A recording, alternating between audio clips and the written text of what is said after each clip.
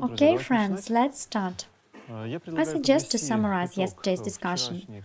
If you have some questions on the material we discussed yesterday, let's discuss it now. What wasn't understood or understood in two ways? I have a question about voice and music in particular. If you record music or your voice, recite books, does it also connect you with your listeners? What can we do to minimize it? What for? Well, either how can we clear it? I see a problem. You have a wrong view on the situation. If you have the opportunity to contact with someone, it's great. The problem isn't you if you feel the problem of this man, because the concentration which the man gets is exactly what he has created once. For example, there is a person, let's say a lecturer, a musician of some kind, or someone else on whom audience concentrates. So all the problems are not problems which the audience makes for him are a reflection of his own karma. It is what he did for someone some time ago and must have a courage to go through it now. As long as he uses filters, washes hands, takes shower in order to minimize this concentration, he will just delay this problem, which he created by himself. Therefore, in this case, try to focus not on the problems and how to make the problems away, but focus on some positive moments, which on the contrary can help you to develop. And how can we focus? May you name some techniques? So, do for others something you would like to receive yourself. It means if you do something for other people, do it as well as you won't be against to receive it yourself. Do you understand the logic? I see, you are talking about a specific safety measures, and I of course tell you the major view on the reality. But if you are suffering from the external concentration, maybe it will be better to take some pause. I don't suffer, I speak about safety measures, how to make it safe for the listener that he will be able to get accurate unbiased information, and how to protect myself. It's almost impossible. Please understand. I'm trying to explain that everything you face is what you have created once. It's the most important thing. And as for the influence, on the first stage, when, for example, the yoga teacher is young, any concentration is almost like a blow. He is used to live in his little world, and suddenly someone intervenes. He feels this intervention, so he has to do purificatory practices in order to return to his condition. But the stronger he will become, this concentration will be for him like a fuel. These problems will be necessary for his further development. The same thing is everywhere. Therefore, they say, if you are in the beginning, you need a certain transitional period, which will allow you to accumulate a potential. If you look at almost any school that promotes self-improvement in one form or another, either Buddhist school or Hindu one, what do they offer in the beginning? They offer a disciple to enter the convent, to take brahmacharya, to make some vows, so that the man will be able to accumulate the maximum amount of energy. But it is for a certain period of time, and then you can live as you wish. This period is also necessary so that man will be able to face himself. The same thing, why is brahmacharya is recommended in most schools? Predominantly, brahmacharya is a recommendation of abstinence from the relationships with the opposite sex on the second chakra. The second chakra is a big problem. Yesterday we talked about how people are heating a refrigerator on the third chakra. I mean, it was a joke. So the second chakra is even cooler. In other words, if a person has an addiction there, a bulldozer is necessary to pull him out. Moreover, there will be a lot of baits around that will be constantly pulling him off. But again, all of the baits he has created himself. Please understand this problem. All what a person faces is a manifestation of his own reflection in his previous lives. For example, there was a teacher and there was a narrow-minded person who said, "Oh, he is bad, so and so." He said something about him. If the teacher responded adequately and passed it with a smile, it's great, because now it is the karma of that person.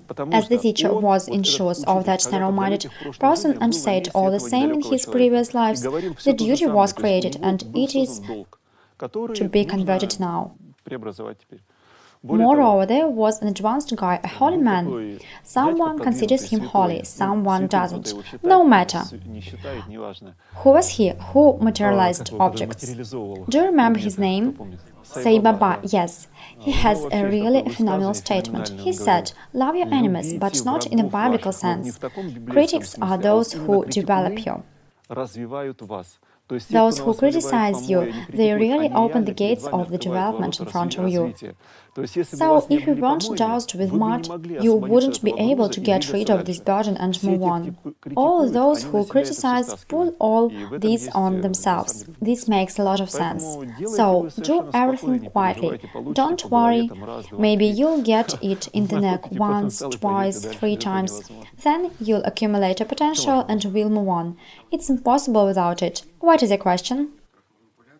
Yesterday, there was a story about a scapegoat when the disease was transferred to an animal by some manipulation.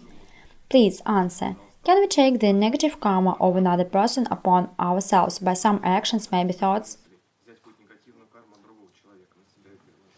It's impossible according to the law of karma. Even if you do some manipulation, actually understand, please. You can do it theoretically, yes, but it will be exactly what have you created. The law of karma is absolute, though no one wants to believe it. Don't worry, you will receive only that negative which you have to experience. If you try to achieve it, or you don't try to achieve it, it will happen anyway. It's hard to believe it, but it's true. When I was young, I faced such a view on reality. I couldn't understand why they think so. There was an advanced guy, he said about the negative sequence of events as very well. He said it with joy. I saw his energy, he was really happy, saying very well. I couldn't understand it, and only after a while it dawned on me. In fact, when his disciples had problems, it was very good for them and their development. In other words, the problem isn't good, but the fact that people will evolve and develop on the basis of these problems is good. That's why it's good. Do you have any questions? Okay, well, let's talk about chakras. Today, there are several options for the consideration of the structure of the human inner world. In most schools, which are now in Russia, now it is the system of 7 chakras. In fact, many people say that there are many more chakras. It is the same thing that I told you yesterday. I want to improve the qualification. There we talked about 49 chakras. It was completely cut off from life. Leading teachers had come from different countries, so they were sitting and listening about 49 chakras. That was not applicable to life at all.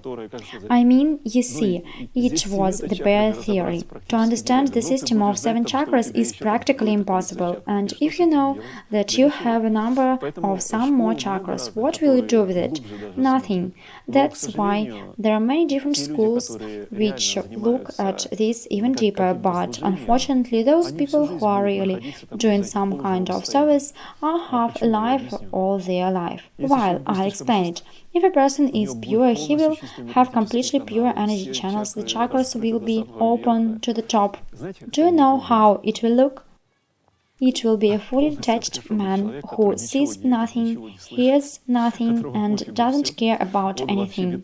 He has his head in clouds, communicates only in a subtle way, and, to put it mildly, for this world it will be hard to understand him. So it's really an enlightened being that detached from this reality. Such a man hardly will do something for others. He won't even be able to do it.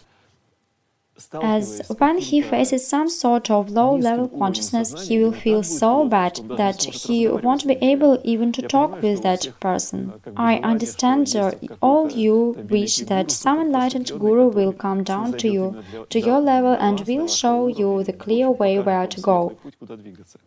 No, this is practically impossible. That is why when Buddhas and Bodhisattvas are reborn in any of the worlds, they take ordinary body of this world.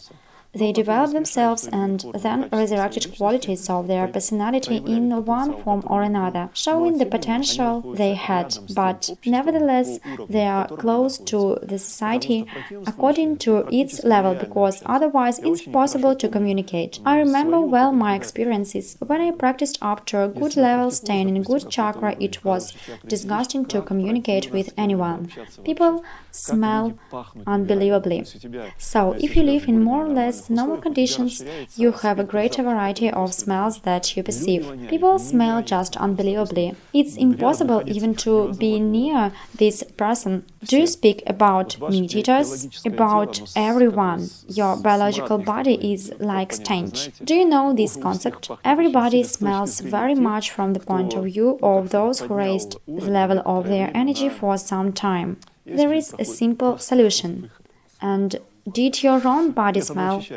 No, it becomes clear, it doesn't sweat and bacteria don't stick to you. A lot of people think how they are sitting in caves and practicing. Believe me, if you practice adequately with adequate energy, this energy cleans everything. You don't need to wash, the dirt doesn't stick to you. You live just adequately. Until you try, you won't understand it.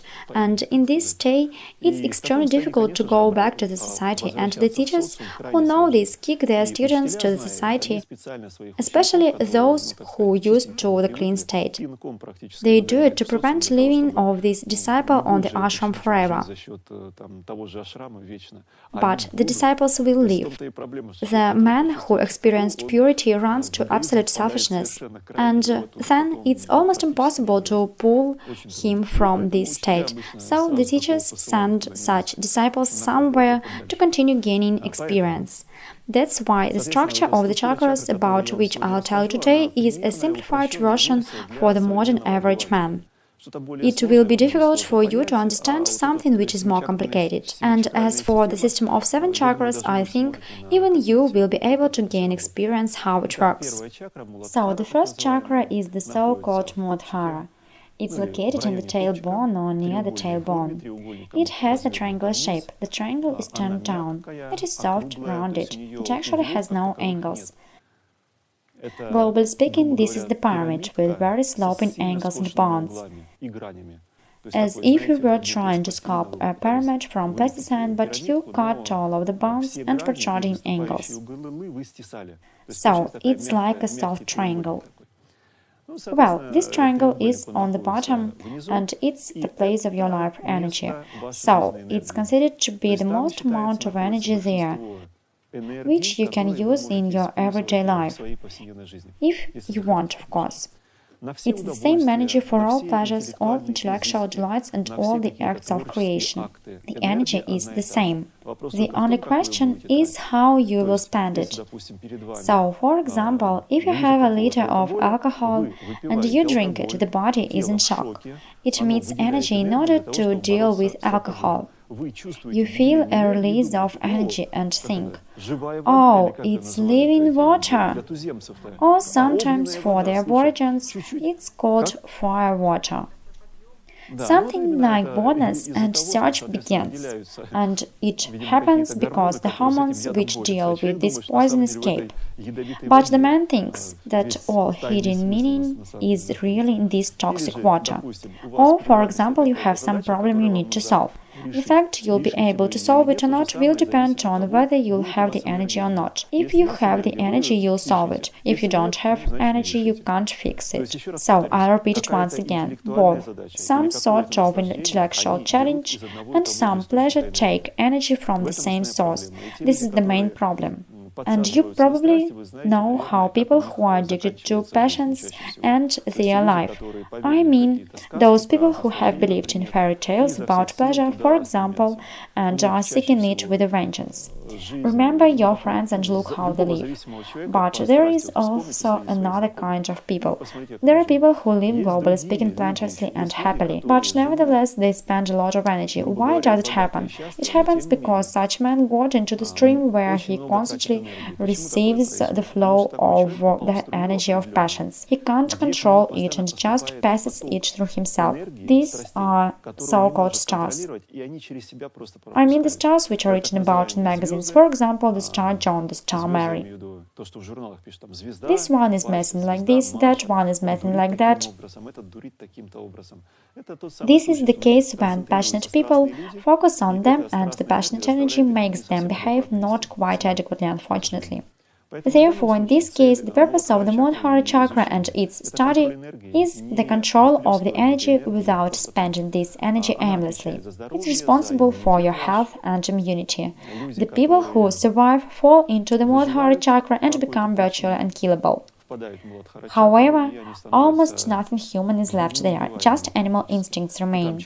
But on the basis of these animal instincts, this man can survive where any normal person can't. The property of the Muladhara chakra is to change the consciousness to non-human one for survival. So, this chakra is very good. It's also responsible for the material wealth. It means that people with Muladhara chakra, if I tell you the word pure, this term will nothing explain to you. Globally speaking, the term dirty Muladhara chakra means that the energy is born through the Muladhara chakra and is spent through the Muladhara chakra too. So, the biggest waste of energy through the Muladhara chakra is mostly anger. Angry people spend their energy through this chakra. If you have ever been angry with someone, you probably noticed that 5 seconds of your anger made you completely de-energized. So, if you have a bright release of anger, then you look down at the mouth. Have you ever noticed it? Haven't you? It's just because the energy came out through the Muladhara chakra and then you have no energy there. Therefore, it's considered that the pure Muladhara is when a person can save energy by his or her will and doesn't spend it when he wants to do it. That means he refrains. Then, according to the certain laws, he accumulates energy and becomes affluent. Material wealth occurs around him and virtually adheres to him even if he does nothing for this. What else is about Muladhara chakra? What are its advantages and disadvantages? The main advantages are anger, irritation. No, irritation is about Svatisthana chakra. Basically, it's anger. Once again, it's one of the theories. Let me give you an example. On our course, our teachers also give lectures on the chakras. They use a slightly different theory. So, they use the standards which most schools apply and talk about it. And I don't mind, so on our course, they speak about a slightly different system. And I'm for this. I let them say it, but nevertheless I prefer a slightly different system. Why? I do it because I have gained personal experience in the different system of the chakras. So, in this case, my personal experience is more important than super theories, even in 1,000 super enlightened schools that exist. It is still a theory until you have confirmed it on practice. It's unfounded to some extent. Let's move on. Svatisthana chakra is a very bright thing that helps many people to live. Stop. I'm sorry. I'd like to add something. It's about the world to which the Muladhara chakra refers to. So, the chakras in your body, I mean these 7 major chakras, are considered to be the gateway to another world. So, the Muladhara chakra is responsible for the world of hell. And if during reincarnation a person is living through the Muladhara chakra, it is believed he transforms into one of the lowest of the worlds which exist. There is a Russian phrase, one's heart sank into one's boot. Do you know it? When the consciousness falls there for some reason, this is not a joke. It is true that energies which move down inside the human body really exist. I will give you one real example that at least allowed me to gain some experience. One of my friends crashed on the bike very much. Well, how much? He had an accident and moved along the road for a long time at high speed. So he spun as if he was rubbed against the road, but not an asphalt road. He moved on the area which was next to the asphalt road, where small stones lie. Do you know how it's called? Yes, it's called the gravel, the roadside. He was dragged very strongly along the roadside That's why a lot of stones penetrate into his abdominal cavity. So his abdomen was slightly red and a certain amount of stones got into it. He certainly was taken into the hospital. He survived. The doctors pulled everything from his abdominal cavity they could find. It was very difficult. Then I don't remember how many years passed. The stones started to come out from his legs. His legs weren't injured in the accident, but nevertheless an unknown force pulled the stones from his abdominal cavity to his legs, and then the small stones were removed from his calves by doctors. So some force made these stones go down through the body from the abdominal cavity. It's impossible to find an explanation for this, but it's a fact. So the stones started to appear from the skin much lower at the area of calves. It's just allowed me to confirm by experience that a panavire really exists, and if there is certain working of consciousness, all it works. So everything related to strong pain or some problems is the level of hell, the level of the Muladhara chakra. When some fighting starts, you've probably heard that in Ukraine, in the Donbass, some strange actions are conducted.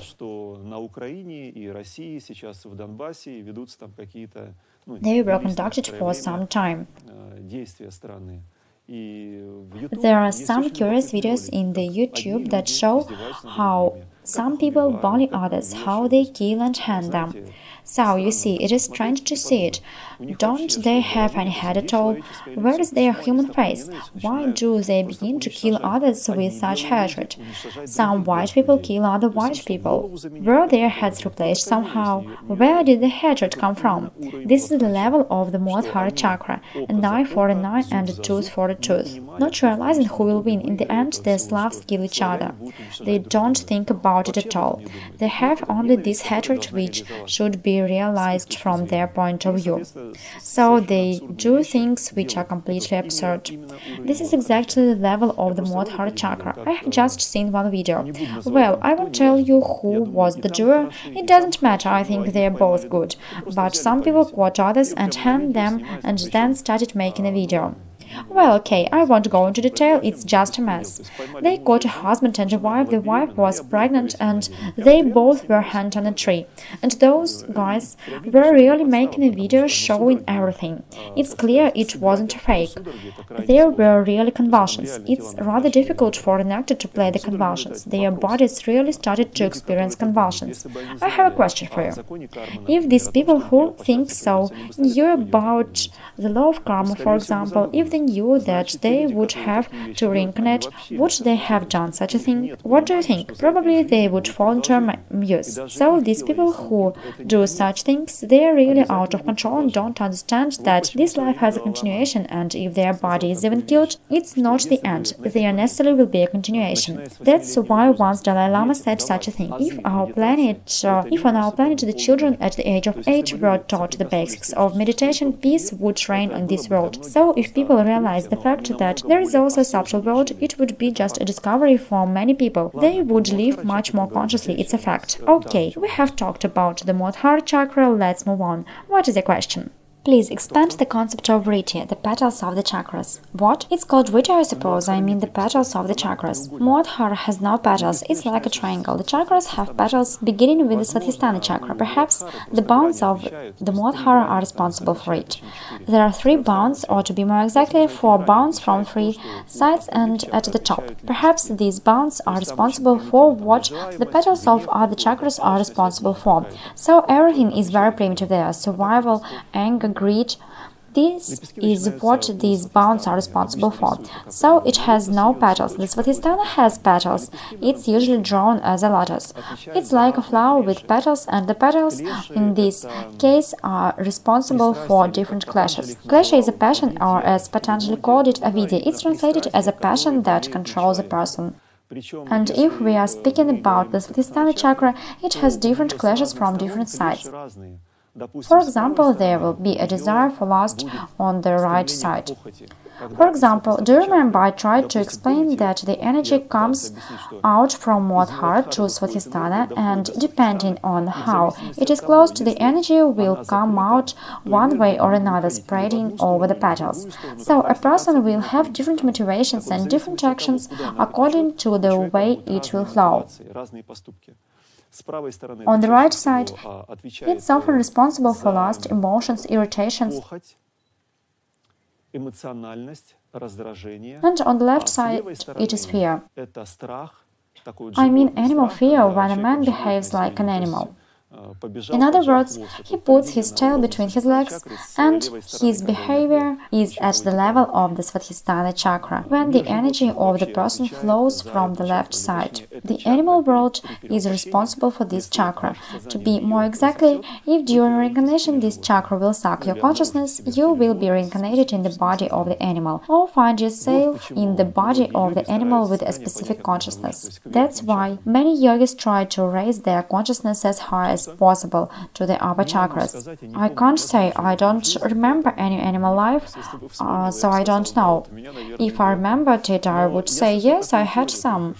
But I heard a theory that where a person has a Muladhara chakra, there an animal has Sahasrara chakra. So it is the highest chakra for the world of animals. Unfortunately, they quite survive there. Do you mean Svadhisthana speaking about animals? Why? It's the world of animals. It's reincarnation. I am just telling you the theory I've heard.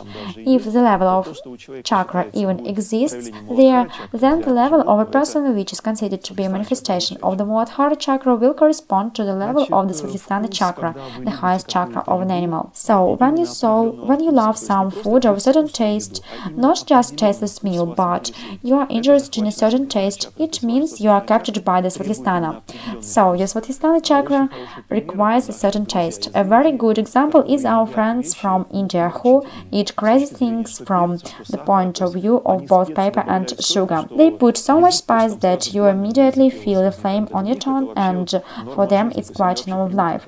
They used to eat this way, so they put just an incredible amount of spices. Perhaps it happened due to the fact that some time ago they put a little amount of spices, but then more and more and more, so they do it gradually. So many times I've seen how the guys from our group, when traveling to India or Nepal, for the first time ordered something in the restaurant and were sitting like looking for something to eat, and then say, "No spicy, please, just not spicy." They say, "Okay, well, not spicy, but everything is the same, it's still spicy." They say, "No, we have put almost nothing." So, from the point of view of those who cook, they put a little bit just for aesthetic taste, but for the Europeans, it's practically impossible to eat. This is the addiction from the Svadhisthana chakra. Unfortunately, they go too far. Emotionality, jealousy. I mean the excessive emotionality when a woman behaves like a woman in a modern sense of this word. They say, rolling their eyes up, "I am a woman." Yes, this is abnormality of the Svadhisthana chakra. But the fact is that they are almost tied to the Svadhisthana chakra. Today, the so-called modern fashion and everything which is happening aim to make a woman lose her human look and turn into emancipated,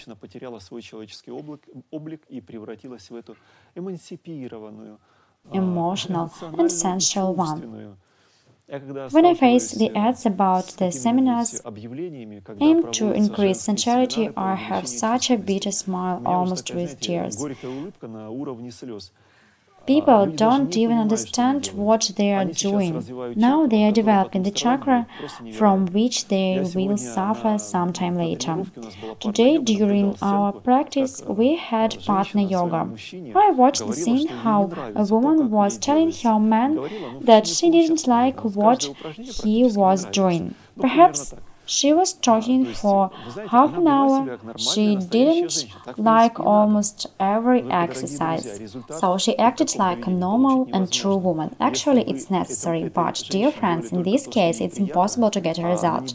If this woman experiences everything just pleasant, she won't develop. The development is possible only there where there is a certain boundary. So a person is going a little bit further pleasant things. If you do only pleasant things, it surely will be a problem. Once, like a real woman, she believed in her womanhood and emotionality, and now it won't be easy for her to escape from this level. It will take years for a woman to change her usual view of reality to one. But the graph I have drawn so easily with my finger is easy only to draw. In fact, do you know what she will survive to evolve? It will be very unpleasant things, a lot of unpleasant things. Only then will the consciousness change. That's a problem. And I'm talking about the ordinary life when challenges happen and people evolve due to these challenges. But yoga had great tools. There is such a thing as austerity. If the woman will experience austerities and gradually will overcome the limitations of the second chakra, she will be able to evolve not through the suffering and pain during her life, but through austerities on the mat. That's why they say yoga changes karma. It doesn't really change karma, it changes the flow of energy. And if you change the flow of energy, you will change the working of consciousness. And if the working of consciousness is changing, a man creates literally a different fate. It happens just because of different working of consciousness. I'll give you an example. There are two women. One is young and beautiful and the other is old and beautiful, but she has lived, for example, 70 years and lived a normal life not in the greenhouse. She knows life as it is. Do you admit that when assessing the same event, they will have a completely different assessment? Completely. She will tell her grandfather, well, what do they usually tell? Don't you understand? And she will answer, no, mom, it's pink with butterflies. Well, and then she will say some great emotional things, and the grandmother has seen a lot in her life, so she knew how the pink with butterflies usually ends. Then she just tells the granddaughter, please understand me, you will cry. When I was young, I was told, Andrey, you'll kick yourself or bite your elbows, and I said why I would bite them. They are solid. They explained to me, you can't even reach them to bite, but I didn't believe it. Probably we do asanas for hands to learn it from our experience. Can we bite them or not? Actually, it's possible.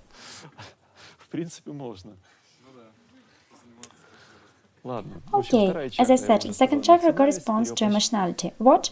Do you mean emotionality is on the right side of the Swadhisthana chakra? Yes, it's about the right side. If we speak about the left side, it's fierce when a person behaves like an animal. Just imagine two friends get into trouble, one of them suckers the other one. It's the phenomenon of the Swadhisthana chakra. One of them behaved like an animal. Or imagine two friends or two persons, two female friends experience some test situation, and one of them behaves inadequately. So someone suffers because of her inadequate behavior. It's the phenomenon of the Swadhisthana chakra, because in the same situation, what? Doubts, yes. Thanks for reminding. Doubts are just the keynote of all of this. So I mean the situation when a man does so many stupid things because of his doubts, or doesn't do any advanced things just because of the fact that doubts arise. It's the Swadhisthana chakra, unfortunately. I can't say it's a bad chakra. This chakra is excellent if you can use it.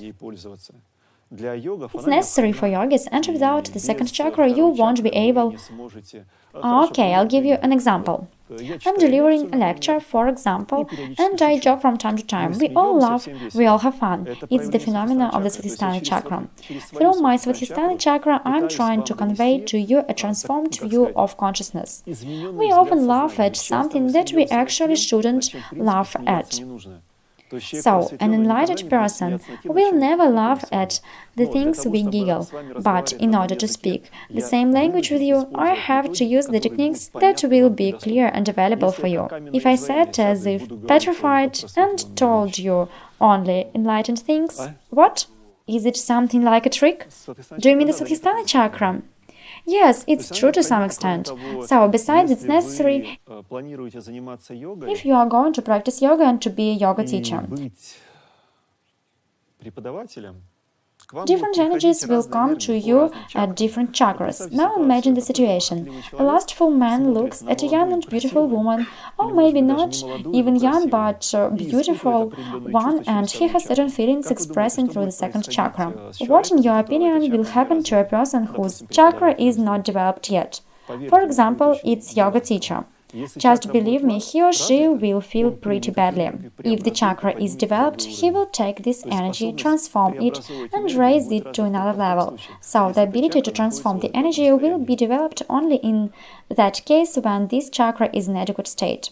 This so that chakra can be closed and the energy doesn't rise because it's spent on different pleasures, for example. And if we don't spend this energy on different pleasures and try to raise it, but the chakra is still closed, what can we do to open the chakra? I said the word closed, not about the chakra, I mean that the channels which are above the chakra are closed. The chakra as such is just a guide. For example, how is habit formed? The energy rises, faces some habit, and a man is running like a puppy to satisfy this habit. And the more times he does it, the harder it will be for the energy to rise the next time. So, the more you satisfy one kind of passion, the harder it will be to abandon it. Why? It happens because the energy rises only to the chakra, the channels which are above it dry up, as it said. So, they are compressed and the energy cannot rise even if it wants. So, a person got into a situation where he is ready not to waste the energy. So, for example, he doesn't have his darling Mary, whom he used to embrace. He does it through the Anahata chakra. When you see a couple embracing each other, they just don't understand what they are doing. They waste their energy through the Anahata. In this case, the object is necessary to throw the energy out. I was asked a question yesterday. Andrey, are you happy? Just understand the term. In modern sense, for most people, happiness is a waste of energy. So, if you have the opportunity to spend energy, it is called happiness. Yogis behave a little differently. I'm happy when I have the real opportunity to spend the energy on patience. So, I said it in this way. I mean not to get pleasure from the object nearby. The object is near, you get pleasure. The object isn't near, you don't get pleasure. And you are suffering, but it happens as long as you have your precious nearby. In this case, precious is a vivid example from one movie. There was some kind of creature who found a ring, and this ring made this creature wag its tail and pine just because of tenderness. It's very bright. This is of course biased, but most people behave like this. Everybody has his or her precious that they are trying to quote. Therefore, in this case, we are talking about the fact that if the channels are overlapped, the chakra can't transmit the energy any longer. But if this man finds himself in a situation where he won't have his precious, for a long time the energy will fill the chakra. This man will suffer a kind of withdrawal, and so the energy will rise higher. And it's seen clearly, especially during our meditation, retreat, dive to silence, vipassana.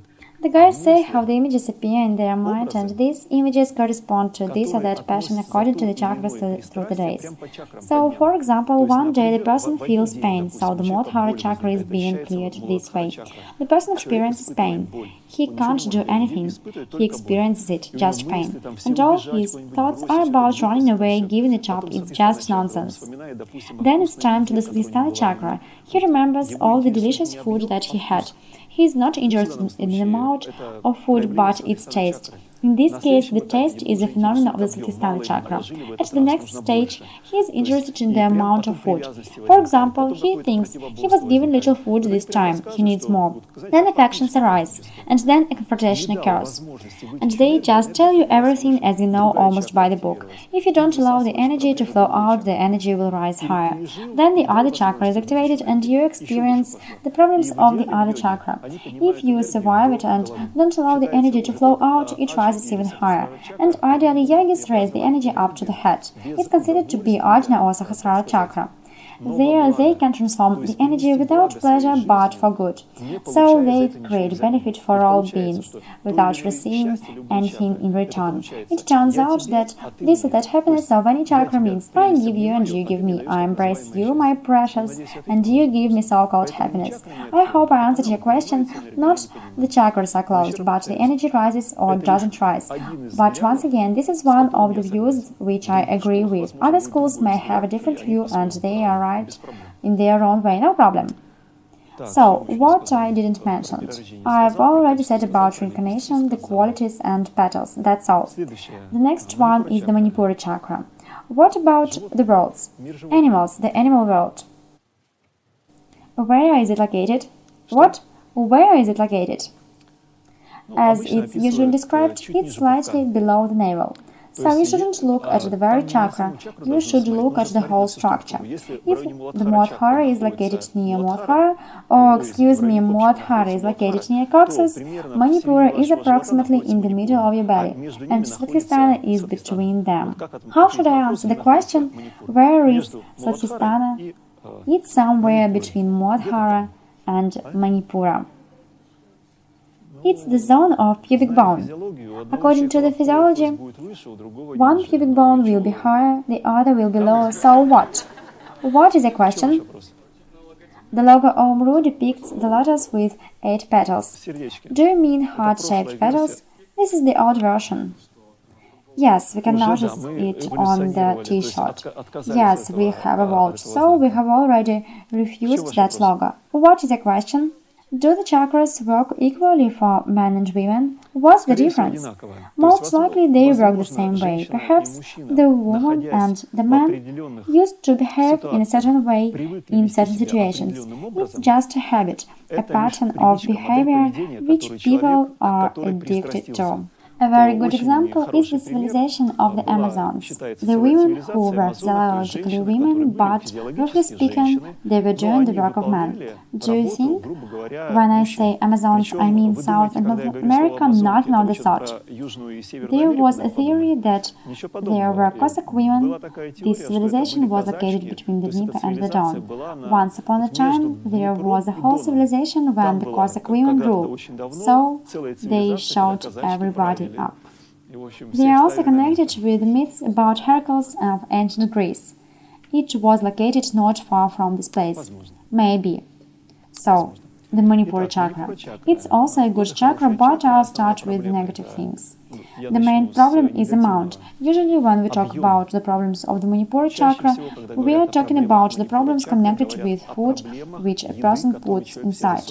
He understands that he should stop already, but he couldn't do anything. The spoon flies itself into his mouth and he continues to develop the problem of the Manipura chakra. Or there is another example. A person has 3 apartments, 5 automobiles, and he can't stop. So that deals with hoarding. Or there is an example, if you have ever seen the movie based on Gogol's book, it was made in Soviet Union, and there was a character Plushkin. It's an old movie. I don't know when it was made. So this Plushkin had a problem. The house was completely littered with things that he brought there. It was just a dump. It's a classic example of a person affected by the Manipura chakra. For him, possession of something is pleasure. When he was stroking one of his things, he was getting pleasure through the Manipura chakra. He was addicted. But if this thing was lost, he felt so much pain, so he dragged this thing to his home. He had a scrap heap there, pardon the expression. It's a classic example of the Manipura chakra. Of course, it has good qualities, intelligence.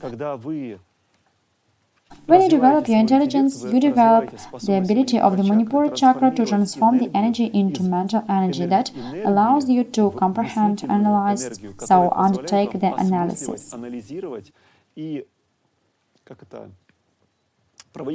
It is also the work of the Manipura chakra. That is why very intelligent people pass the stage of hoarding, and if they are really intelligent, sooner or later they will refuse hoarding and begin to live more or less adequately. Most intelligent people have the process of such hoarding. No problem, it's a good stage, everybody experiences it. Someone does it worthy, someone doesn't. Is a collector relating to such people? Maybe. If this collector gets pleasure from these things, he is relating to such people because he is wasting energy. Well, for example, you have a thing, an automobile or something else, and when you come to it or take it in your hands, and you literally feel the joy because you have this thing, well, no matter, everyone can have his or her own thing. So, you get pleasure from this or that object.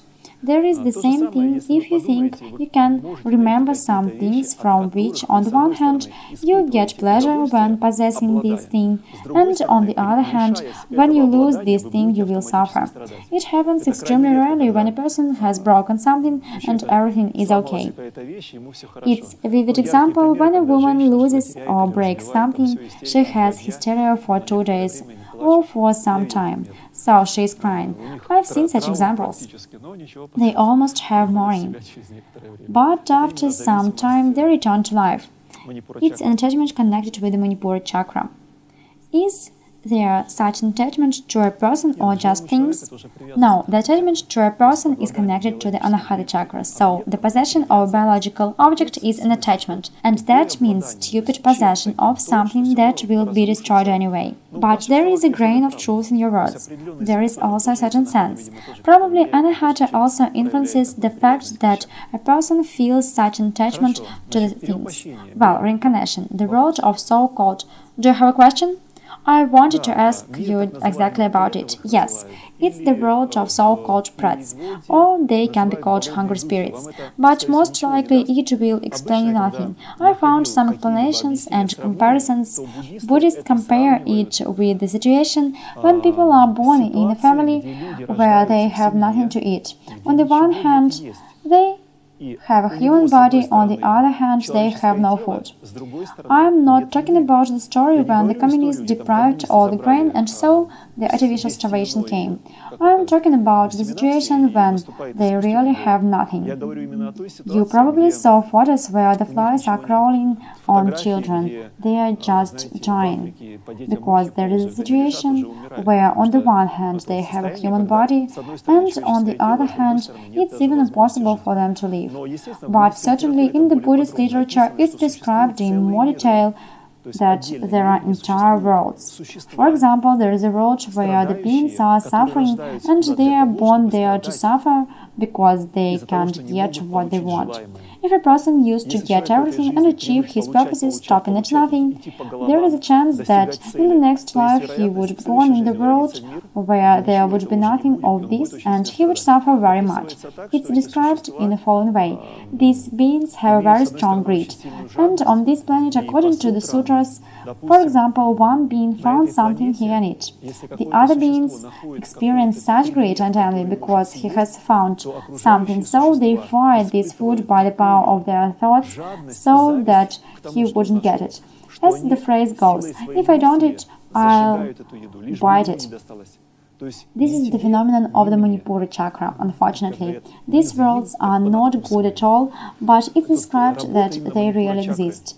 In our human world, it's some poor, very, very poor countries where the level of infant mortality is high and where people are starving, so they experience very great sufferings.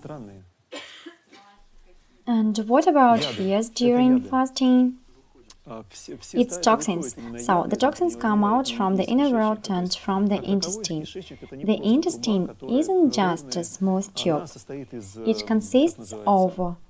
what's the name of such a structure? Yeah, it's something like a bendy.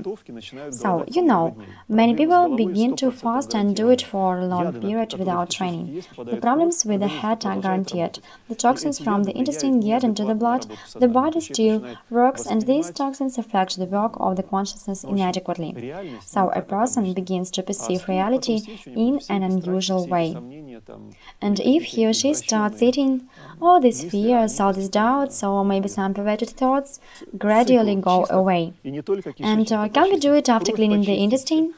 You have not only to clean the intestine, but to clean your blood, your breath, that is to learn to breathe more or less correctly. Why? It's important because if the person who can't breathe fast, he can't even get energy from the air, but if you are prepared even faster, you can get additional energy. There are some people who are just crazy. They don't understand what they are doing and why they are doing this. Well, okay, it's not important. Let's move on. And is Ekadashi useful? It's considered to be useful for your development, but Ekadashi is good not just because you are fasting and continue to earn money. Ekadashi as such, or what in Buddhism is called the day of Vasadhi, means that you should take the day off and think only about self-development or something divine. I mean, you should not just fast, but when fasting, you should think about something sublime. That's the difference. Now, how do we usually perceive Ekadashi? I won't eat up to the evening, but a person continues to do the same things. The point is not only what you will eat, but what about you will think. The right Ekadashi means the right thoughts plus actions. So, Manipura has negative and positive aspects. The negative aspect is unconscionable greed. The positive aspect is intellect. That's why you should develop harmoniously, so that your head will work adequately and at the same time you won't suffer from greed. So, people who try to achieve it clean their energy channels. If you have some experience in yoga, you probably know that sometimes yogis practice pranayama with breath holding or something else. So, in this case, pranayama with breath holding is aimed to destroy the blocks in your inner world which you have formed because of your attachments. Do you remember we have discussed that if a person is constantly stroking his precious, the channels which are above dry up, and to break through dryness, a person has to use austerities with bandhas to accumulate energy, and this energy will break through the channels. This is the way how people are treated from their attachments. What is the Ukrainian for the word love? Sukhotka, sukhonka, what? Kahania? No, it's not kahani, it's love in the normal sense, but I mean love in the negative sense. Okay, I don't remember. So, a person drools over somebody he hates because of love, and it's treated by the same thing by yoga. So, when there is a problem and a person can't solve it, for example, a person is drooling over somebody, please do yoga. You'll experience the same austerities, the energy will break through, and all the problems will vanish as if by magic. The most common technique is kundala. The water you drink comes into your belly and then out, into your belly and then out. But the water isn't the same, it's always new. You use new, but you shouldn't laugh. I just save the time. When I talk about it, sometimes people ask me questions. I'm not kidding, is the water one and the same? So I have to explain it. Take pure water, drink it, and then induce more meeting. Then take pure water again. However, there is more extreme variant. When a person drinks the same water, it's used in a very difficult situation, but I don't recommend it. What? Is it sometimes practiced with food? Yes, but it's used when a person has an attachment to the food. It's called gajakarani. When a person is addicted to some food, he completes kundala after eating to see how the food he ate looks after a while. Does kundala help to get from Manipura to Anahata? Yes, and how many liters of water is necessary? How many liters? The mucus that is in your stomach is an important thing. So, it isn't produced for no particular reason. Every time you splash it out, the body spends trace nutrients to produce it. And if you splash the mucus out again and again, your body will work only for producing this mucus. You won't be able to live a normal life. You will be like a mechanism for the production of mucus. Is it necessary to you? Therefore, you should do kundala only if you have a real reason, not because you've set some goal. And knowing you and the fact how you specifically see things, I wouldn't be surprised that you will practice only kundala for a certain period of time. It's better to develop comprehensively. At the initial stage, you should do kundala 1 or 2 times a week to gain some experience in this technique, so that you'll be able to do it. There are some people who do kundala in the following way. They drink water but it doesn't come out. They put their fingers down their throat. They even use a spoon but the water doesn't come out, so they just absorbed it. It often happens to people who have a strong Manipura, so it's the Manipura which only receives but gives nothing away. Some people have such a thing. Maybe few people have it, but actually such people exist. On the other hand, there are people who drink water and it just pours out. We have a living example here. If you don't believe me, I can introduce you to her. She drinks water, she even doesn't need to put her fingers down down her throat. She just bends and the water flows out. She does it very easily. So I have mentioned positive aspects of Manipura, their intelligence and the ability to analyze. The other hand, the negative aspect is greed. Let's move on and talk about the Anahata chakra, our favorite Anahata, our precious which all we love. Do you have a question? And for example, what if I notice in myself qualities of Anahata Manipura Svadhisthana? It's alright, a normal person. On what chakra am I now? You are at all of them, believe me. So if I reincarnate where we are reborn, I hope you won't reincarnate soon, and before you have to reincarnate, you will be able to prepare adequately. So let's think in positive way. And when you are telling, I feel that I have everything. Exactly about you, I see. Actually, every person is a little bit tied to each chakra, or he or she has certain things on each of them. So, someone can anger, he can also have the features of the Svadhisthana, Manipura and Anahata chakras. It's absolutely normal. You can just analyze your own experience and you'll see if you waste energy from one chakra, others are having rest for some time.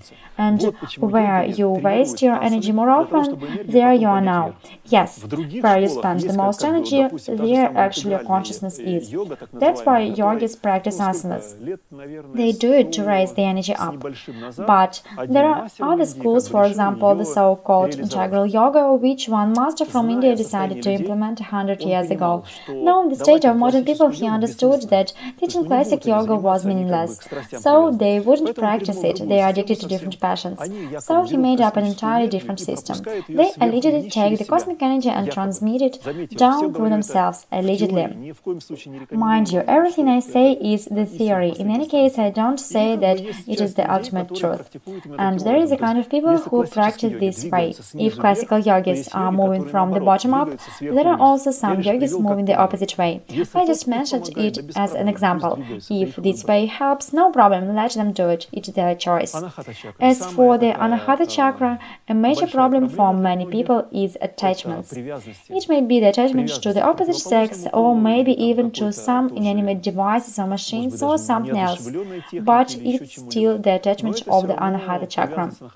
The energy rises to a certain level while the object, your precious, is near you, you are in good and harmonious state. But if you don't get a message from your favorite object, so what are the positive aspects of the Anahata?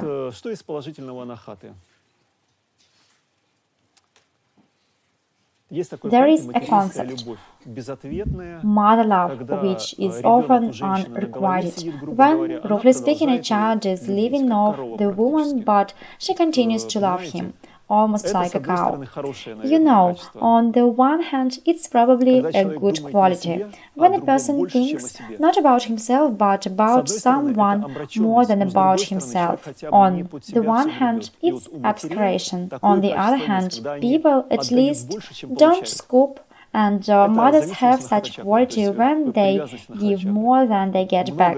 This is an addiction of the Anahata chakra, the attachment of the Anahata chakra. I know a lot of mothers who, instead of giving their child a slap aside the head, continue to indulge him. It's a very common issue, unfortunately. However, I look at it in my own way. I said a slap aside the head. Probably you didn't understand me correctly. It's not violence against the person, it's stimulation of the Sahasrara chakra when you send your positive life energy to the back part of the head and stimulate the objective reality in front of this person. Sometimes it helps someone, it's a fact. Therefore, the quality of parents is incredibly important. Especially I am speaking to the young lady sitting here. I advise you, if you are going to have children, go to the children's camp, it's not far from here, and see how children of people who practice yoga live. All the people who are there mostly do yoga. Look what children they have, how they behave. They are even good, adequate children. So, there are some other examples when it's just hardcore. So, before you have children, it's better both for a husband and a wife to prepare. That means to achieve certain awareness and mindfulness, otherwise you will probably have a child who will screw your brains out and will do it constantly.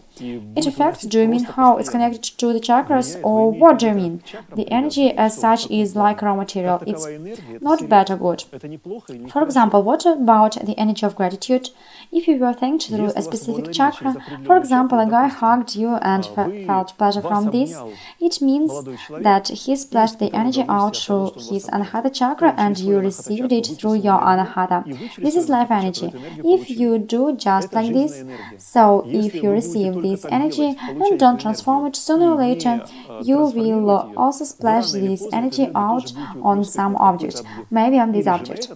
However, kind of injustice most often happens. The energy in couples is distributed unequally.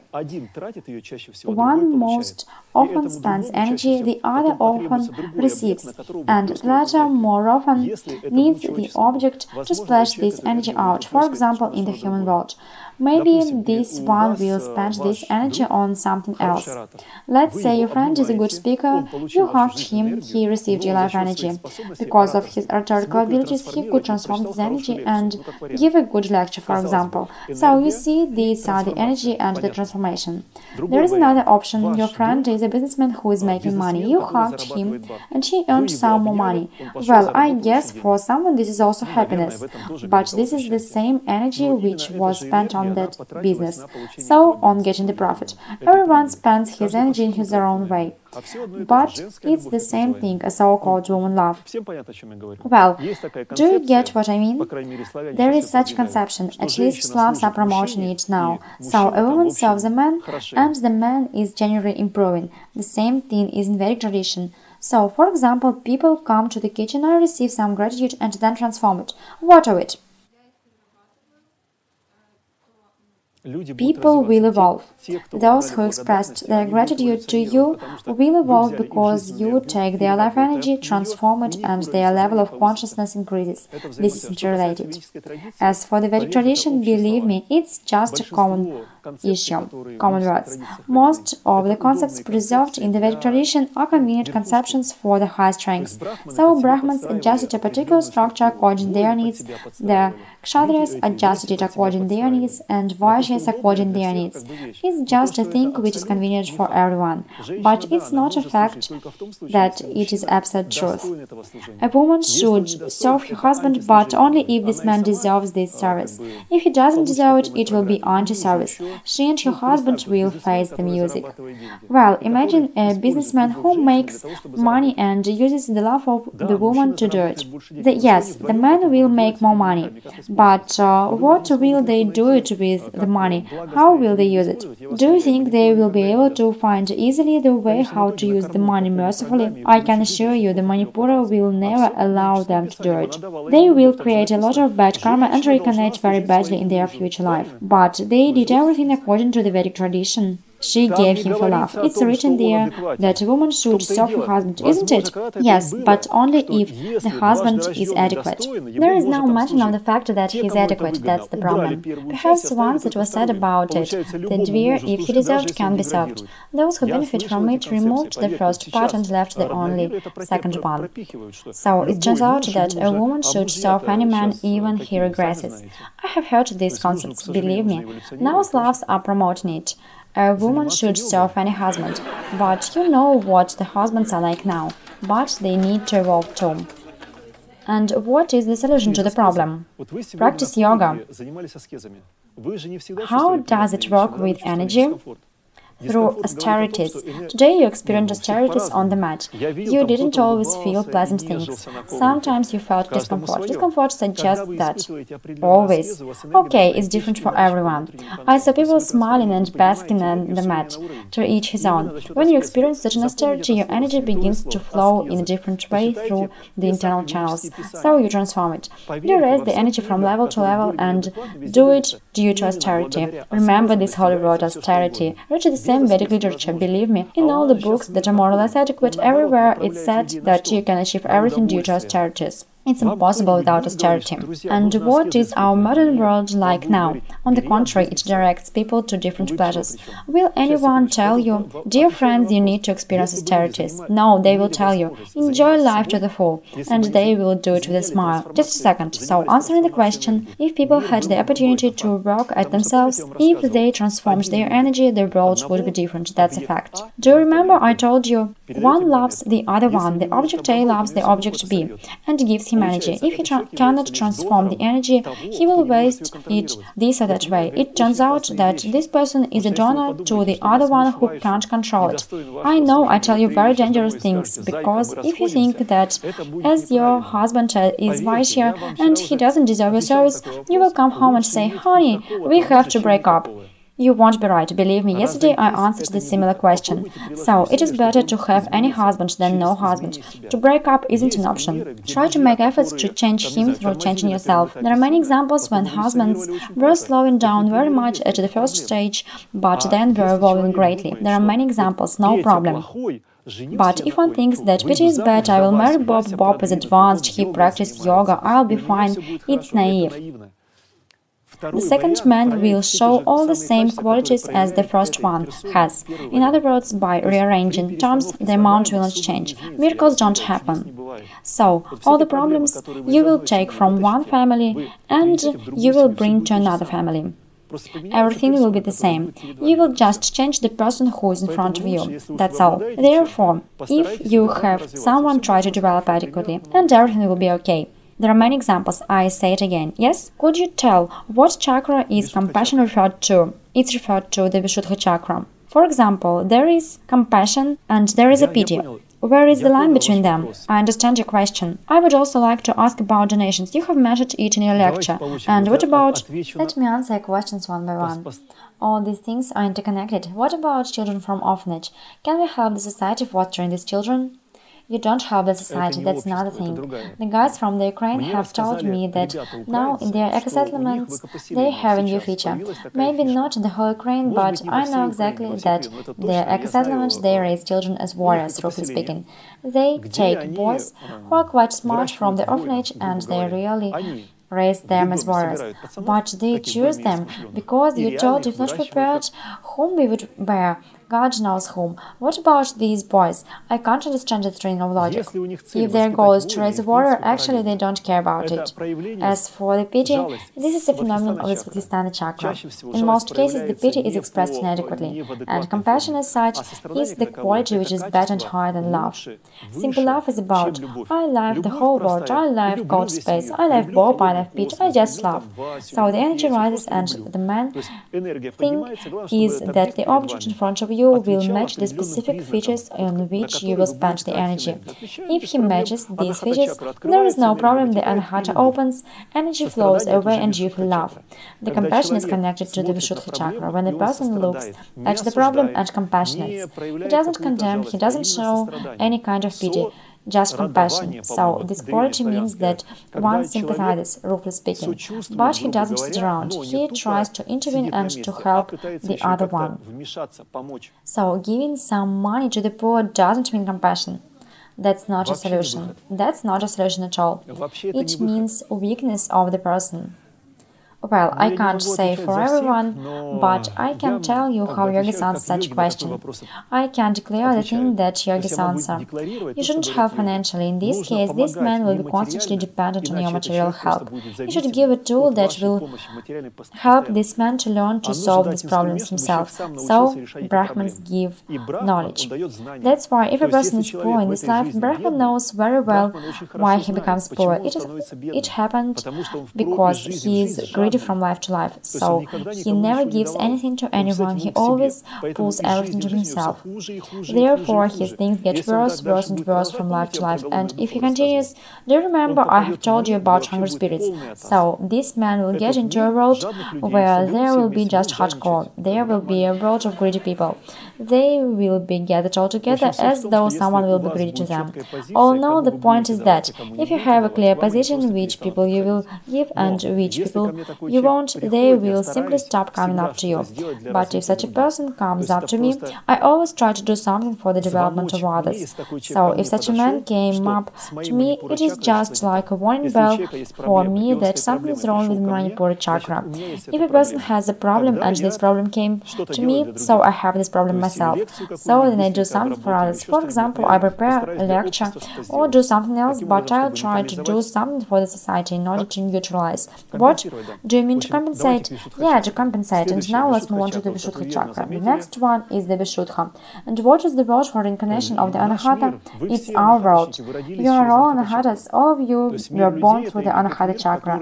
So the human world is the world in which most of you came through the Anahata. And then many people went down. Yeah, some of the people who are born through the Anahata chakra can degrade to the animal level. Probably in your life you met people with features of animals, didn't you? On the other hand, you can meet people possessing the features of gods. So they were also born like humans, but with the help of certain tools, or due to their previous karma, they literally became gods. These are people who don't need to work, they live and everything is alright. They live in abundance, they are wealthy. So they are higher than other people. Why? Just because they donated a lot of in their previous lives. So they have accumulated material gratitude. The more you donate, the more you get. Again, appealing to the scriptures, please read what the Brahmins recommended to the warriors during the crisis. Donate something to 1,000 Brahmins. So he donates something to Brahmins, the Brahmins thank him, his situation is changing. So everything is alright. Why? Because all the Brahmins were warriors in their previous lives. Unfortunately, it's common mobility. When the violent person first tries to solve problems in front of him with fire and sword. So the warriors abandon their military duty because they begin to apply their brains and realize that however much you kill, it's not the answer. In other words, however many heads you will part from shoulders, a new one will grow. No problem can be solved with the aid of the battle until the end. Sooner or later, it will appear again. That's why the Brahmins are those who have experienced everything in their previous lives. So they have accumulated the whole possible experience you can just imagine, including military experience, military victories, military defeat. They have it all. That's why the Brahmins sent the warriors to other Brahmins. Roughly speaking, this is like the following if you translated this into understandable to your language. A grandson is said, "Dear grandson, you have a problem, go to your grandpa to consult." And so the grandson goes to the grandfather and receives knowledge or energy from him, because the grandfather has already passed all the problems of his grandson in previous lives. Do you understand the logic? That's why they say, donate to the Brahmins and you'll get good. So, the Vishuddha chakra as such is very good. To be honest, I love it. It's very convenient. On the one hand, it's pragmatic and cynical to some extent, but it doesn't bring so many problems as the Anahata does. The Anahata is just hardcore for yogis. If he likes something, he will do it. If he doesn't like it, he won't do it. If he likes this person, he will talk to him. If he doesn't like this man, he won't talk to him. Well, this is just unpleasant to him. So he doesn't want to deal with him. Do you get what I mean? To put it mildly, that would be a strange teacher. And this is a classic example of the Anahata teacher who perceives the world through the senses. Unfortunately, they have narrow bounds in which they live. While the yoga teacher should be unbiased, he should treat each person in front of him equally in a perfect world. And namely, the Vishuddha may give such a quality in comparison to the Anahata. Anahata means feelings. The Vishuddha, what is problem? Basically, it's cynicism. Pragmatism is also a problem of the Vishuddha. They are meticulous about their actions. When it's a good thing, I'll do it. When it's a bad thing, I won't do it. But from the point of view of survival, Vishuddha is much better than the Anahata. A positive quality is compassion. It is just the best quality of the Vishuddha. If at the level of Anahata we have only love, which some people try to develop, the compassion is about the Vishuddha chakra. As for the negative qualities, I have already mentioned it. It's cynicism. And what about pride? Pride is connected to the anahata. It's a quality of the anahata. It's negative too. When a person is proud of something, it's also the sort of addiction which I have already talked about yesterday. So, a person always needs someone who will sing praises for him. So then he feels pleasure from the fact that he was said. For example, "Oh, Johnny, what a wonderful lecture you have read." And he thinks, "What an excellent guy I am." And he's happy about it for some time, but it's absolutely foolishly. I have a question. Yes. What if the attachment occurs in the anahata, for example? Well, so a channel to the object is formed. I mean the communication channel between the object and the anahata. But if we cut, for example, mentally, will this attachment still exist in this case? I don't know. Is it dangerous? Most people and I even don't know what you're talking about. You are going to cut some channel mentally by means of something. I have a question. By means of what are you going to cut it mentally? I don't know, maybe visualizing it? Well, even if you don't know, what are we going to discuss? Let's discuss certain issues. Actually, I understand what you are talking about. Different magical techniques, cutting the channel, etc. To be honest, it's just nonsense. If you have a weakness, you are weak at the anahata. If you cut the channel from one thing, you will have yet another thing, because until you evolve, actually you will have the same problems. In general, the bottom line here is that some chakras, anahata or some other chakra, is responsible not only for wasting energy from the point of view of attachments. Unfortunately, very often the anahata is, to put it shortly, people behave like vampires. So, they drain someone for the feelings through the anahata chakra in order to get some energy, roughly speaking, to suck it out. Just imagine there is the object A and the object B. The object A, for example, is old and infirm. He has no energy. Oh, there is infirm granny. No, I'm sorry, an old beautiful lady. I should say so. She is looking for some young object and then fuels his feelings in order to get his life energy. Or it's the same thing, some old man finds young beautiful lady in order to buy her red Bentley and drain her life energy. That's just the way it is. Sometimes people present with flowers to get the life energy. What about the attachment to the same sex? No problem, I am not condemning the fact that people have the attachment to the same sex. I say it about those who control and promote such ideas. The things someone does in his or her own apartment actually are nobody else's business. Do you agree? Why would we be interested who is there, with whom, why, and so on? But the question arises, why is it promoted? So, what is the reason? Who is behind this thing which is promoted? The guys have listed, for example, population decline or low energies. These are consequences. What? These are mostly consequences. No, the reason is that, for example, a man was a woman and got into a male body for some reason, but he had the female habits and he becomes one who is called beautifully with the rainbow name now. No problem, let them live, it's not a problem. You wouldn't believe it, we had the guys who started in our course based on their characteristics, 100% they were gays. For me it's not a problem at all, so no matter what a person does. But to my mind they're not adequate because they don't adequately perceive the world. I'll give you one example concerning adequacy and non-adequacy. They are not adequate and they will communicate with the same inadequate people in the language which will be understandable for them. I have one friend, she's a model and on Instagram, oh, I can't even tell you what she is doing, and she is a yoga teacher. Many people are shocked at what she is doing. But she speaks an understandable language. She promotes, advertises her body, her shape, 60, 90, 60, or I don't remember, it's 90, 60, 90. Okay. Well, that's no matter. She promotes it, but she is talking to the audience which understands only such a language. You see, this is not a problem how much they are adequate for you, so you aren't forced to communicate with them. Yes, we aren't, but we are adults, but there are children, they don't understand. That's the problem. The problem is not in those who want to live untraditionally, the problem is in those who are promoting them. Why do they do it?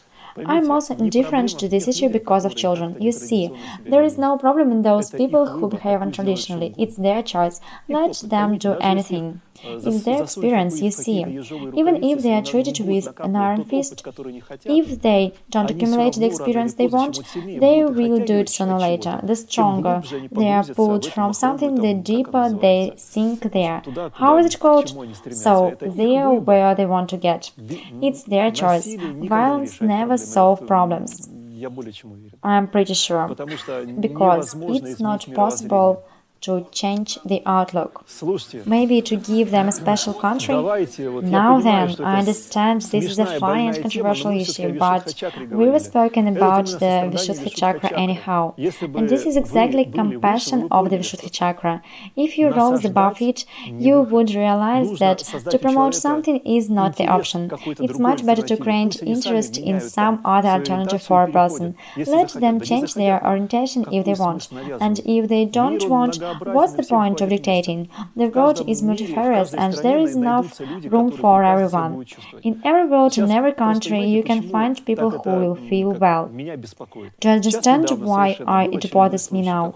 Recently, it was another case when a Muslim came to one gay club in the USA where he killed a certain number of people. Do you think this is for no reason? Nothing like this. In the world, mass media never covers the news for no reason. If mass media covers some news, they do it just because they are going to get some out of it. Understand this tendency is very unhealthy. The more violence will be in society, the worse will be in the end. This is not the option. Okay, friends, as for the Vishuddha chakra. Yes, what is the question? And how can we raise the energy from the Anahata up to the Vishuddha? Technically, you can do it practicing as chakras. Even if you do asanas, I'd like to ask the audience a question. Please tell me if you felt when doing asanas on the mat that the current of energy flowed to your head. Did anyone feel it? Raise your hands, please. It was after inverted asanas. After inverted asanas, yes. Have you seen the hands raised? So, even if you are practicing yoga, your energy will flow up. The higher your energy and the wider your channels through which energy flows, the easier it will be to move from the Anahata to the Vishuddha. So, to change yourself is possible. I don't want to suggest you, as the guy suggested a young girl to do Kundala. However, technically, the Kundala can help too. And how can we make the channels wider? Just by practice. So at the beginning, slender energy flow will pass through the channels. The more you will practice, the more energy will pass. But again, there is an important point. If you want to get rid of the Anahata, you will have to remove the personal qualities which only exacerbate the Anahata chakra. So, for example, if you have a favorite object and you think, I'm going to rise up to the Vishuddha, but every time you see him, you will hug and squeeze him. This will be one step forward, two steps back. No problem, you can squeeze him, but then you will stay at the Anahata. And do you know how a couple reaches at the level of Vishuddha looks like? Probably they are indifferent. No, they will have some sort of benefit. No, the benefit is connected to the Manipura. People at the level of the Manipura are together because of the profit. And as for the people at the level of the Vishuddha, they are like-minded people. They have a single goal which they work for. Yes, actually they can hug each other. Why not to hug, but they will have a little interest in it.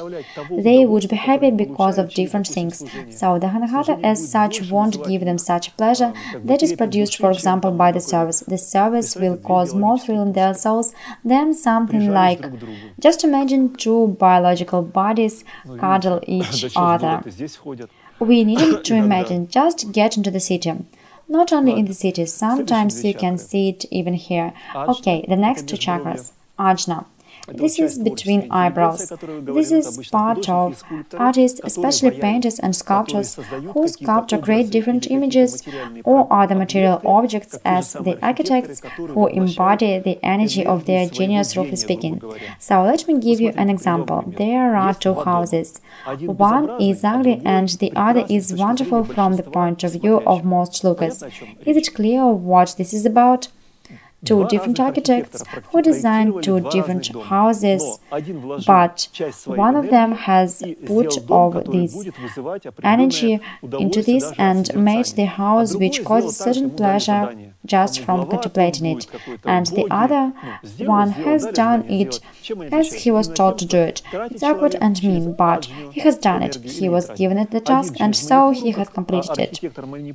How will the houses differ? They will differ just according to the fact whether a person spends the energy through the Ajna chakra or he doesn't spend it.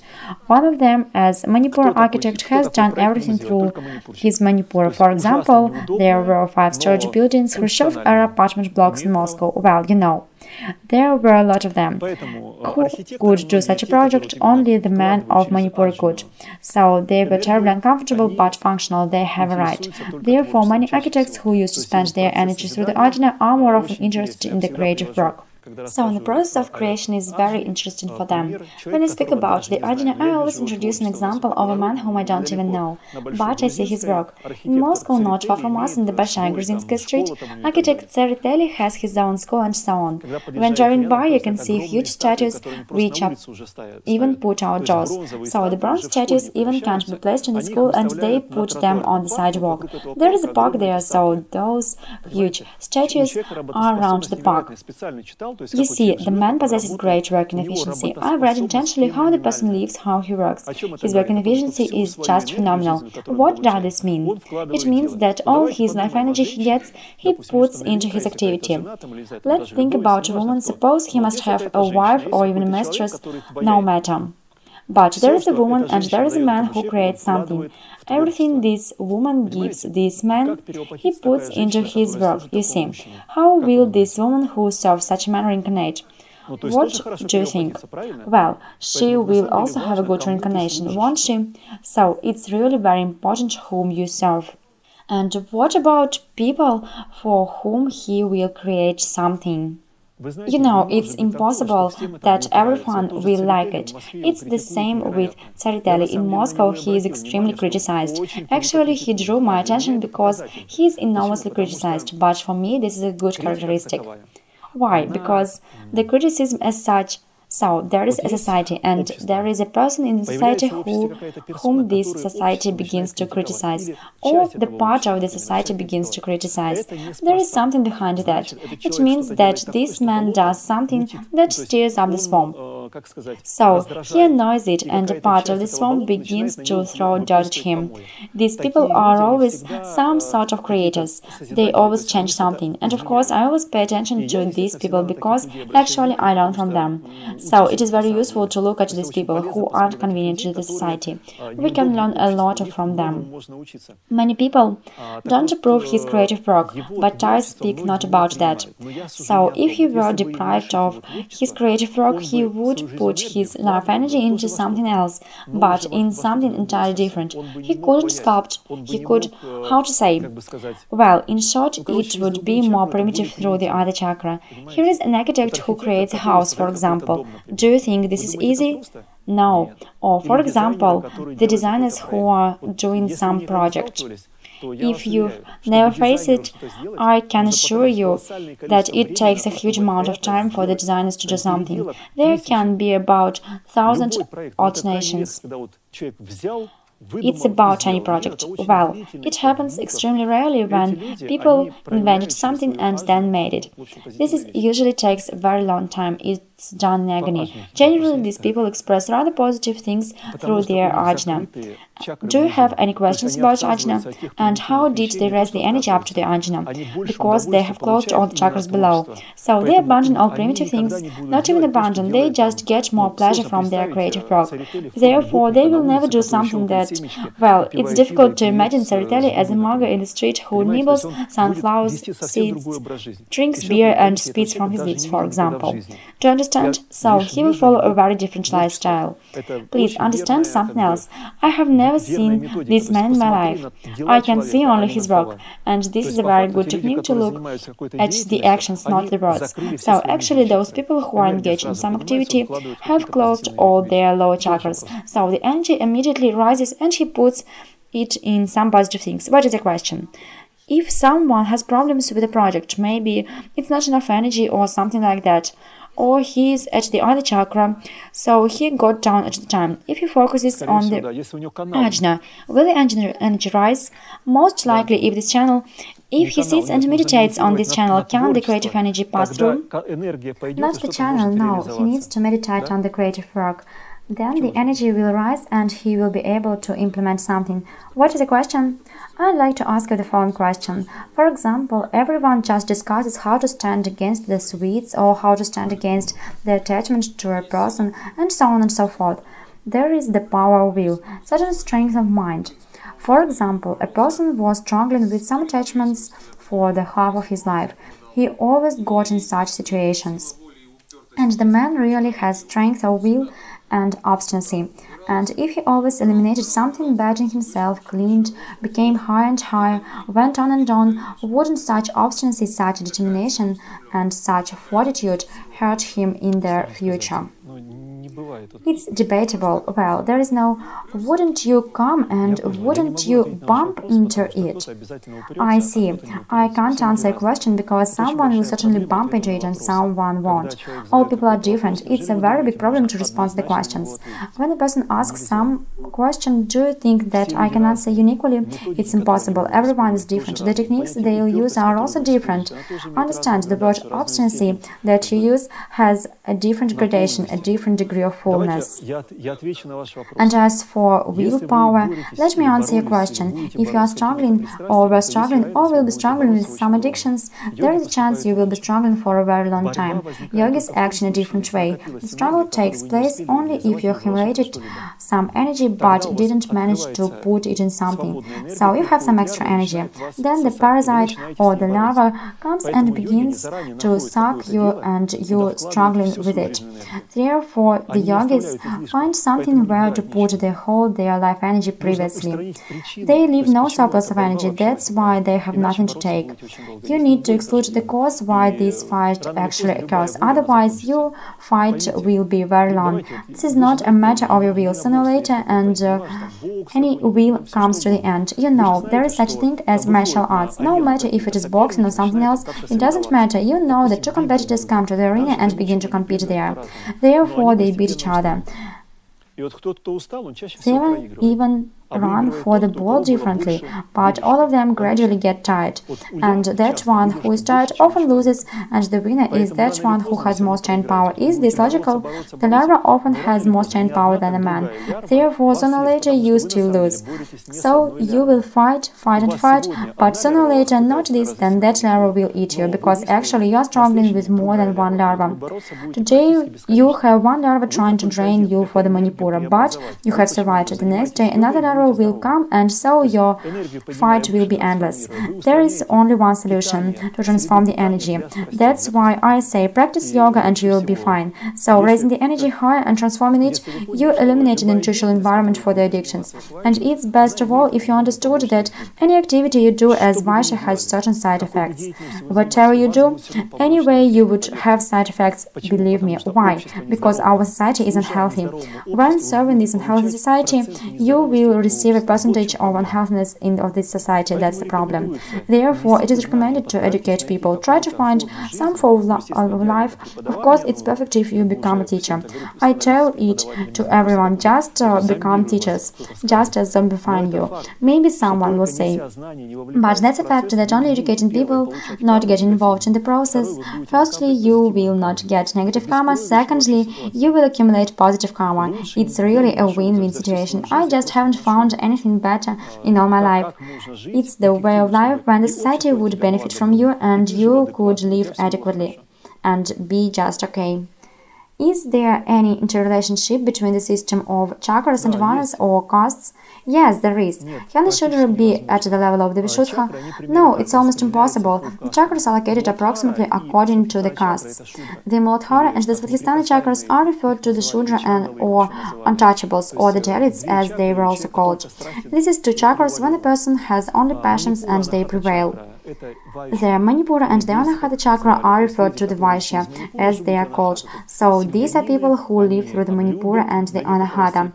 They are family men, they love to some extent. Vishuddha is already referred to the warriors or knights. Arjuna and Sahasrara correspond to the Brahman. So, there is certain correspondence. Could a Brahman be a Shudra or someone else in his previous lives? Yes, I understand your question. The Brahman, if he feels that he is not interested in some passions, it is likely that he had already accumulated such experience in his previous lives. So, when he is shown, for example, a red cockerel, I mean a lollipop, either he will want to eat it or he will say, no, I am not interested in it. So, he experiences pleasures from something else. It is likely that a person had already experienced the things which this candy leads to. It's tooth decay or some other problems. So it's not interesting for him. Most likely he has already accumulated all the experience. But there is another problem. If this Brahman communicates with Vaishya, the qualities of the Vaishya will appear in his personality anyway, because the energy exchanging he will have the passions of the people with whom he communicates, and if he doesn't manage to transform these passions on time, these passions will affect him and lead to certain crisis. If this person doesn't have the so-called Brahmana or any adequate parents, most likely he will leave the path of yoga, so he will do nothing for his self-development and become a Vaishya. This is his choice, roughly speaking. Have I answered your question? Yes, we talked about the fact that there are problems from the point of view of the energy. People try to influence them, so to say, to fight with them by means of their willpower. But there is the other kind of support. This is your dharma friends, as they are called, or some like-minded people with whom you communicate. Very often the associates are the ones who help to survive when it's very difficult. A person often doesn't have just enough energy, and so he can lose. But if you have some friends who share your interests, who support you and understand what's happening to you, you will be able to stay on the path just due to them even when it's very difficult. So, please appreciate the people who are your associates. It's very important. When such a person has difficulties, of course, you should help him as possible. Okay, your final question for today. You said about the teachers when passions come from students to the teacher, or just from people practicing yoga to their yoga teacher, or from a person with whom you communicate. For example, if the larva came, the desires appeared, we can understand it. But how can we understand that it has gone away from this man? Well, if something decreased somewhere, it means that it appeared somewhere, because this is a certain amount of lavas. Some will feel better, but that's not the problem. Understand, try not to separate the person from whom this larva has gone away and yourself. Why? Because the person who gave you a problem is your reflection in the past. Please remember it, this is very important. A person makes some problems for you just because you made the same problems for others in your distant previous lives. You had a debt, so the universe showed you only those things you have to experience. Of course, none of the children likes their father's belt.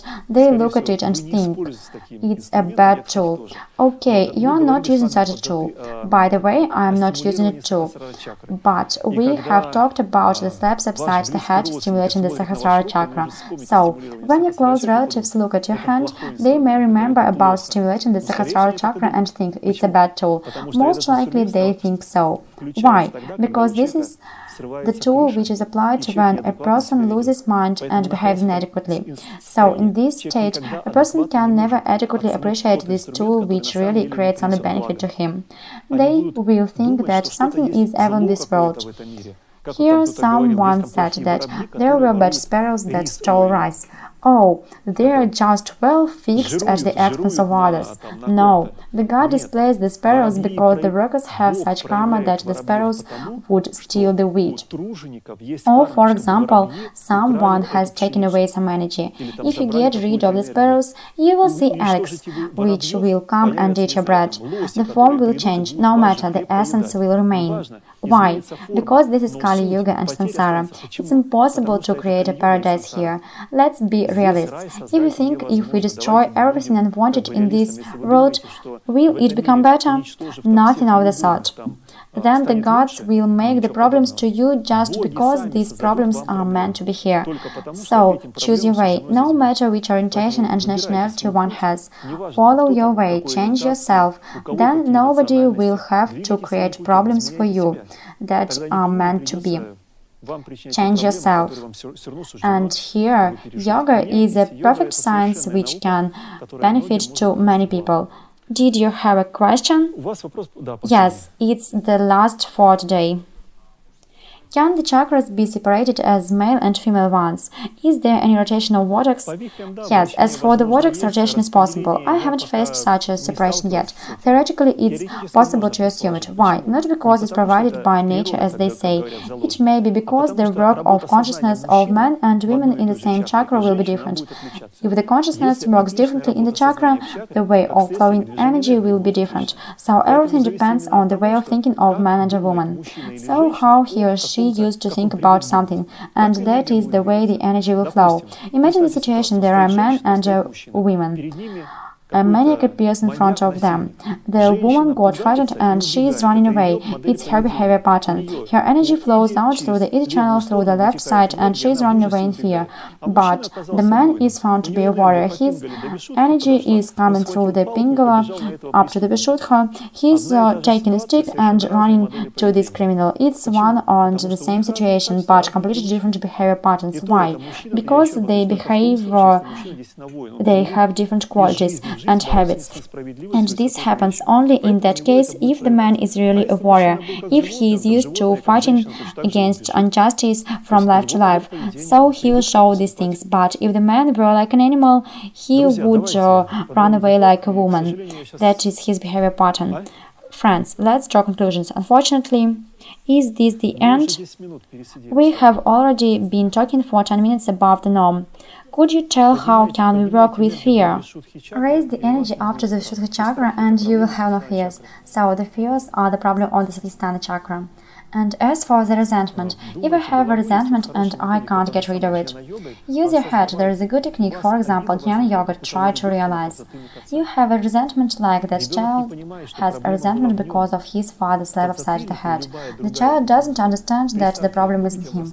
A slap upside the head or something else? Imagine, I told you about the girl who was twice raped.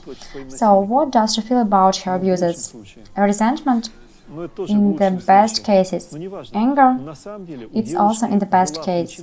It doesn't matter. Actually, the girl had the reason why it happened. Thousands of girls passed that force, but why did the sword of Damocles fall on her? Because she had such karma. She did things like that so that the same thing happened to her. If she did yoga, believe me, it could be the same thing. She would let them rape her, but she would have brought the benefit for these people. This is not a joke, I am not kidding. The qualities of the personality can be different. A yogini could have such a situation, but with quite different consequences, both for her and her abuser. There is a famous example, Yasha Tsagal. 6 men, 6 bandits raped her. She really could reduce them to dust. She just had such siddhi that she really could kill them, but she didn't do it under any circumstances. She just said, "Oh, my children, come to me, please." And she hugged them all one after another. In a few years, all of these bandits became saints, and they are still revered in Tibet. So she changed their world outlook very much as she had exchanged the energy with them. I mean, she had taken their negative energy and had given her positive energy to them. I understand, it's my karma. I understand. But when I see this person, I feel a resentment deep inside me. Though I do yoga every day, it means not enough time passed. I'll repeat it again. Try to develop the ability to realize. You and no one else are the only cause of all negative events around you. For example, you have a relative. Resentments often occur in a family. Not long ago, I remembered one of my relatives who was offended by the other because of a completely primitive thing, from my point of view, but it is still resentment for him. It's nearly like your situation. Understand what I mean? If not exactly this relative, but someone else did the same thing, the person would experience this negativity. Why? Because he had such karma. He created it, and then it returned to him. He doesn't like that it returned back. If you realize that there can't be causeless things in this world, you will have a very different perception of reality. Understand that the so-called evil is not always evil. You didn't say anything about the Sahasrara. There is almost no information on it. It's considered that this is the chakra that is little correlated to the human mind. So, this is the unity with the Absolute when a person expresses certain divine qualities. This is the activity of the Sahasrara chakra. To spend it on passions is almost impossible. What is your question, Oleg? I'd like to clarify, can the Manipura be treated by self-sacrifice? Yes, not only by self-sacrifice, but by sacrifice too. Self-sacrifice is more referred to the Anahata chakra, because through the Anahata chakra a person gets attached to this world. When he does self-sacrifice, he refuses the things he got accustomed to. So he sacrifices himself, roughly speaking. This chakra is high, this is not the Manipura chakra. And as for the question from the lady about the kitchen, the energy comes, you change it. Is it good just to change it, or is it better to change it and put it in something? Will only then it bring benefit to the people from whom you get this energy? To put in what things? In the dissimulation of knowledge, for example. In this case, yes, you got some energy, and if you can give it away efficiently, it's excellent. So the donor who gave you the gratitude that you have transformed will get this bonus twice because you was the cause of the fact that you could give the energy. There is the same thing.